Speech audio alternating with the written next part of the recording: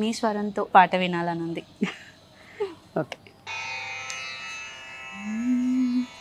నిదురించే తోటలోకి పాట ఒకటి వచ్చింది, కన్నుల్లో నీరు తుడిచి కమ్మటి కల ఇచ్చింది. నిదురించే తోటలోకి పాట ఒకటి వచ్చింది, కన్నుల్లో నీరు తుడిచి కమ్మటి కల ఇచ్చింది. రమ్యంగా కుటీరాన రంగవల్లులల్లింది, దీనురాలి గూటిలోన దీపంగా వెలిగింది. రమ్యంగా కుటీరాన రంగవల్లులల్లింది, దీనురాలి గూటిలోన దీపంగా వెలిగింది. శూన్యమైన వేణువులో ఒక స్వరం కలిపి పలికింది, శూన్యమైన వేణువులో ఒక స్వరం కలిపి పలికింది. ఆకురాలు అడవికి ఒక ఆమని దయచేసింది. నిదురించే తోటలోకి పాట ఒకటి వచ్చింది, కన్నుల్లో నీరు తుడిచి కమ్మటి కల ఇచ్చింది. నిజంగా అంటే ఇది ఒక నాకు అర్థమైన ఒక ఎమోషనల్ పాటలాగా అనిపించిన, అంటే నిజంగానే తెలుస్తుంది మీ కళ్ళల్లోనే. అంటే ఎన్ని ఆ పాటలు వినడం కన్నా ఈ పాట కూడా చాలా డిఫరెంట్ గా చాలా బాగుంది. అదే మీ ఫేవరెట్ పాటలాగా అనిపిస్తుంది కూడా. Thank you.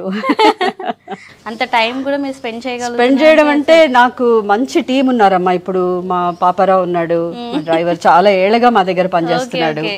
సో నేను ఊరు వెళ్తే పాపం నిచ్చెన వేసుకునేకి పైనంతా నీళ్ళు పెట్టేస్తాను. ఇంకో గార్డెనర్ అమ్మాయి ఉంది, తను చాలా బాగా చేస్తుంది. వాళ్ళు ఉన్నారు కాబట్టి చేయగలుగుతున్నాను, ఒంటరిగా నాకు కష్టమే ఇంత చేయడం. కానీ అంటే ఏదో మనకి మన పూర్వం ఇళ్ళు కానీ మన తాతయ్య గారి వాళ్ళవి ఉన్న ఇల్లులాగానే ఎంట్రీ అవ్వగానే ఈ మన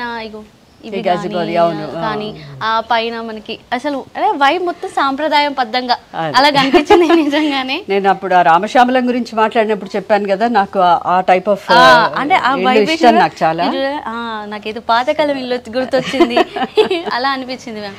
అండ్ నేను ఇక్కడికి రాగడం చూడగానే ఏమనిపిస్తుందంటే అసలు కాలింగ్ బెల్ నాకు బయట ఎక్కడ కనిపించలేదు. ఇదే మా కాలింగ్ బెల్. అదే ఇది విని నేను షాక్ అయ్యాను. చాలా వెరైటీగా, అంటే చాలా మందికి తెలుసు. ఇంటికి వస్తే ఇప్పుడు బయట నుంచే కొట్టేవాళ్ళు అక్కడ గంటలు ఉన్నాయి గేట్ దగ్గర, అవి కొడతారు. ఇంటికి వచ్చిన వాళ్ళు వచ్చి గంట కొడతారు. అంటే వస్తుంది మేము లోపల వస్తుంది, గట్టి కొడుతుంది చూడండి. కొట్టండి గట్టిగా, అది మేడం మీద ఉన్నాడు అనిపిస్తుంది. అవును చూసాను, అది గువ్వ పెట్టుకుంది. సో వీళ్ళు అంటే ఎంత ట్యూన్ అయిపోయారంటే ఏదన్నా ప్రూనింగ్ అది చెయ్యాలంటే అందులో ఏమన్నా గూళ్ళు ఉన్నాయా చూసుకుని జాగ్రత్తగా చేస్తారు. గూడు ఉంటే అసలు ప్రూనింగ్ చెయ్యం, అలా ఉంచేస్తారు.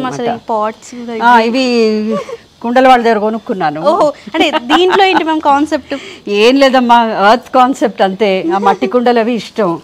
సో ఏవో ప్లాస్టిక్వి ఇనుపవి వేరే మామూలుగా దొరికే స్టాండ్స్ బదులు నాకు ఇది చాలా ఇష్టం. అంటే ఇక్కడ నాకు ఉన్న ఈ డిజైన్ కాన్సెప్ట్ కి బాగా మ్యాచ్ అవుతాయి. కరెక్టే మ్యామ్. అసలు ఇక్కడ అక్కడంతా ఒక ఎత్తు అయితే ఇటువైపు మొత్తం వేరే ఎత్తుంది మ్యామ్.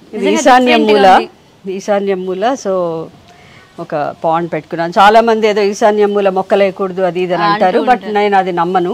నేను మా వారు ఆ విషయం నమ్మము. ఎందుకంటే మొక్కల వల్లే మనకి ప్రాణవాయువు మనం బతుకుతున్నాం.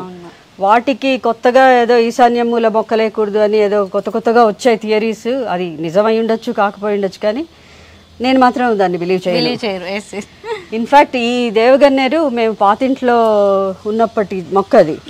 అంటే ఆల్మోస్ట్ ఇంత పెద్దది కాదు, అప్పుడు సగం ఉండేది, అక్కడి నుంచి తెచ్చేసి వేసుకున్నాను నేను.